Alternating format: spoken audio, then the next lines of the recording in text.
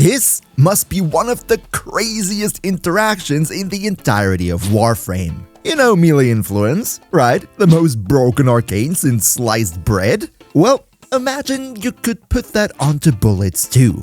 Yep, that's right baby, and the hate makes this possible. So, in today's Warframe guide, we're gonna go over what exactly is going on here and how to build your personal hate to absolutely obliterate everything.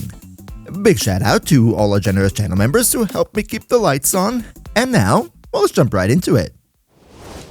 But alright, before we do anything, let's quickly talk about where you actually get the hate in case you don't have it. See, the hate is unfortunately a very rare weapon because the blueprint for it can only be acquired from the Stalker and then also only again with roundabout a 5% drop chance. So, how can you make it more bearable? Well, sadly there's not all too much you could do. One thing would be to buy a Stalker beacon from Rocketeer, which forces an encounter with the Stalker, but other than that, the only thing you could really do is take out boss enemies to make the Stalker mad at you and then hope he's gonna visit you soon. Ideally, you go into a squad with 3 other players who are also marked by the Stalker, so that the chance of at least one Stalker spawning into the mission will be much higher than if you go alone. However, for today's video, we're not only going to use the base hate, but we're going to turn it into its Incarnon form, meaning you would also need the Incarnon adapter, and that, as with all other Incarnon adapters, will be acquired from the Steel Path Delivery circuit if it is on rotation. But now that you know how you can get the hate for yourself, let's quickly go over how it works in practice.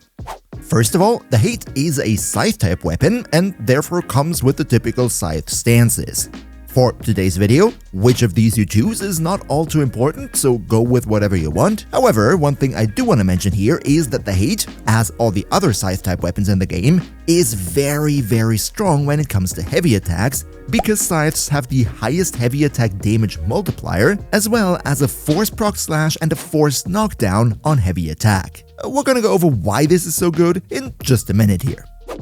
Let's first though also take a quick look at the stats, and here we actually have some pretty good numbers to work with. A nice 30% crit chance at base with a 2.5 times multiplier, so we're definitely dealing with a crit weapon here. However, the status chance of 20% is actually also nothing to scoff at. But, as I previously said, we're not only talking about the base hate in this video, the hate also comes with an Incarnon adapter, allowing us to transform it into an Incarnon mode, and that works exactly the same way as with other melees. You first have to get up to a 6 times combo multiplier, then perform a heavy attack, and bada bing bada boom, you are in Incarnon mode. Now, when the hate is in its Incarnon form, then first of all, it will get plus 100% melee damage, and it will also give your Warframe 20% more sprint speed and 20% more parkour velocity, so a nice little mobility tool. But it also comes with a unique Incarnon mechanic, where whenever you do normal attacks, you're shooting out projectiles that, upon hit, explode with a little bit of a delay and dealing heat damage. Remember that, because these projectiles are going to become very important when we're talking about the builds. Another important thing to mention here will be that the projectiles fired from the hate in the Incarnon mode do not increase your combo counter. But if you could maybe leave a like for the video, that would be super duper nice because it always helps me big time with the YouTube algorithm, so cheers so much for your support. But you know what? Now that we're already talking so much about the Incarnon mode, why don't we just go over which Incarnon evolutions we have here and what to pick for yourself.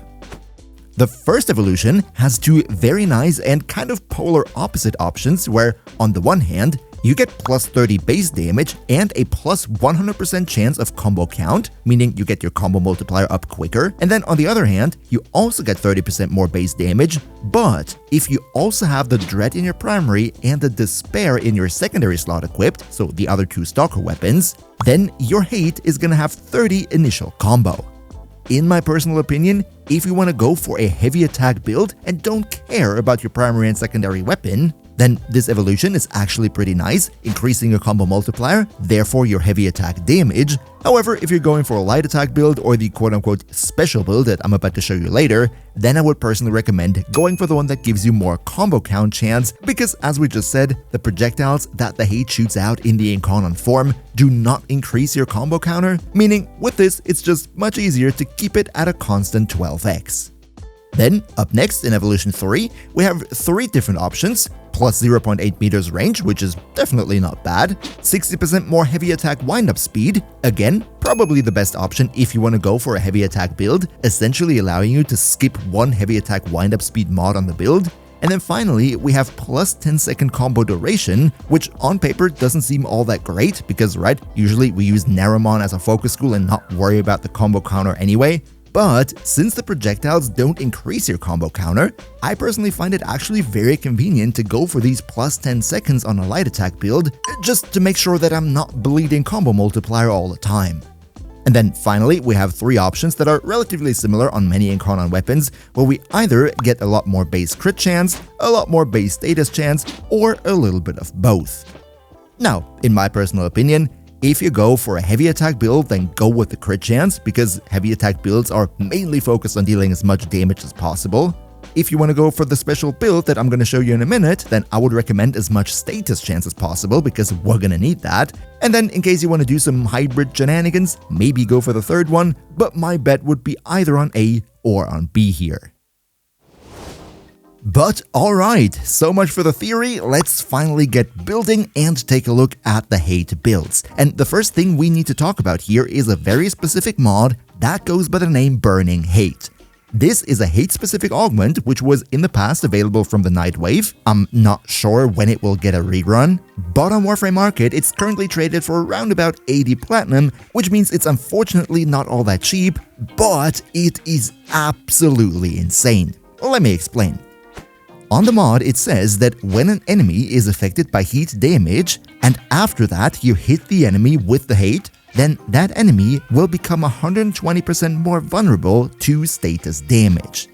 Now, what this vulnerability to status damage means is that it's not just more status damage on top of an Elementalist mod.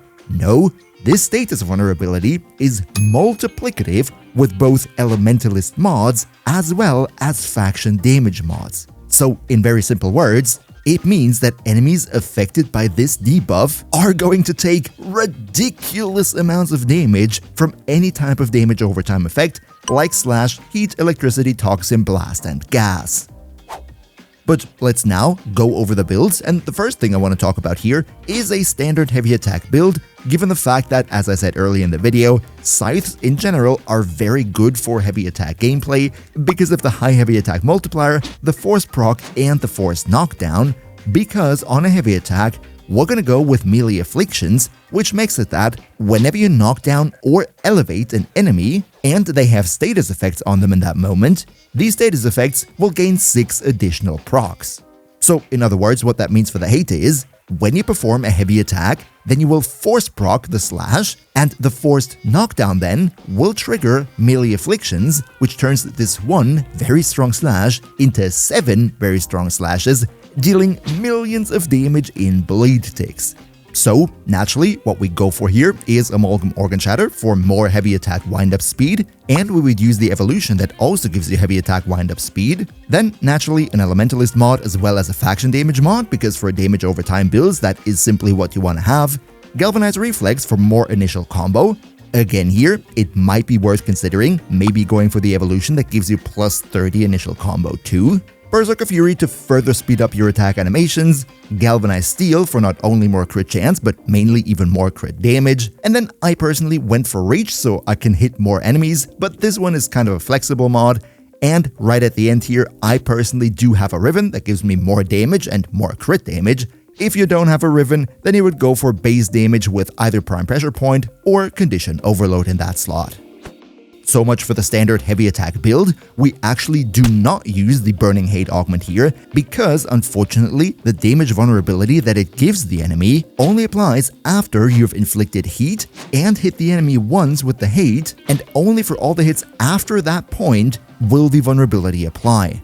A problem here is, of course, after one heavy attack the enemy is gonna explode anyway, so we're not getting any use out of this augment for the standard heavy attack build. And in general, if you want to have a scythe-type weapon that deals tons of damage with heavy attacks, then I would personally recommend just going for the Harmony anyway, because the Harmony is simply the best heavy attack weapon in the game, period.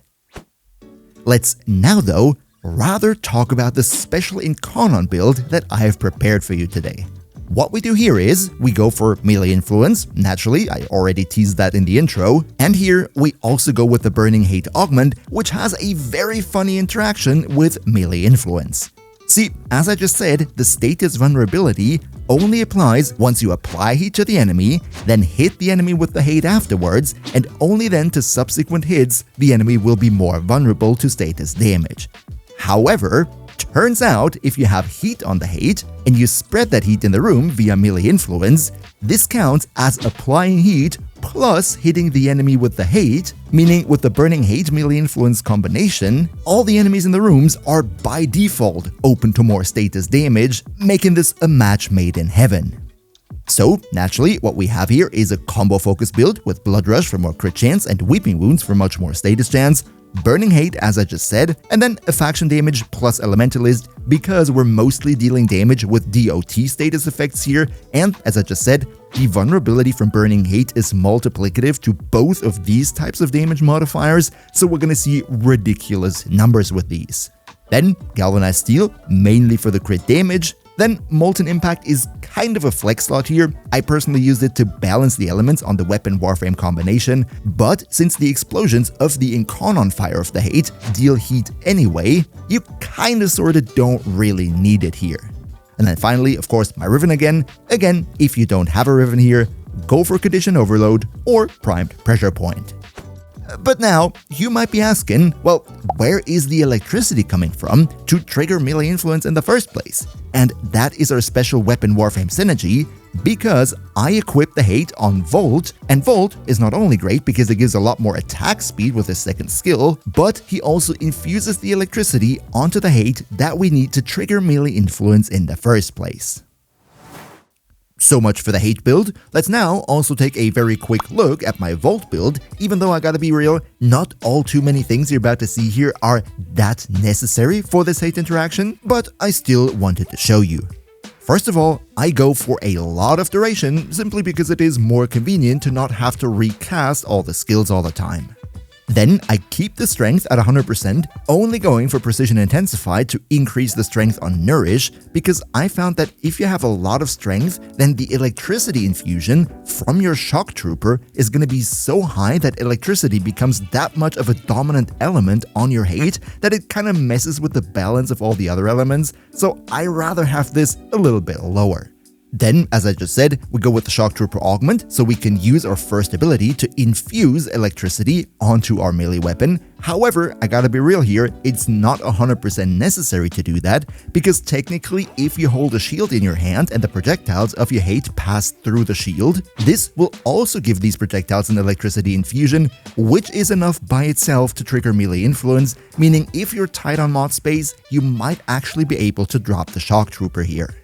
The rest of the Vault build doesn't really matter for the hate, just that Arcane Strike here increases our attack speed even further in combination with Vault's speed skill. That is very nice and you're gonna sling a lot of bullets with this.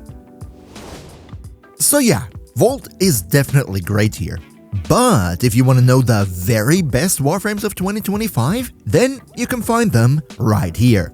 Another massive shout out to Niels V, Demon Lord Cell, Demon Emperor, Emperor Prime, Noslinux Gaming, Turtlebeer, Lycan Shepherd, Ondakanio 2, Pepperwolf, Mihawky, Phil the Meme, Socrates the Almighty Rat, Leo Murasaki, Damon, Shadow Lockhart, Trolloloxen, Kiski, Antares, Patrasader, and all other generous channel members for your continuous support. We see each other, hopefully in the next one, and until then, as always, good loot.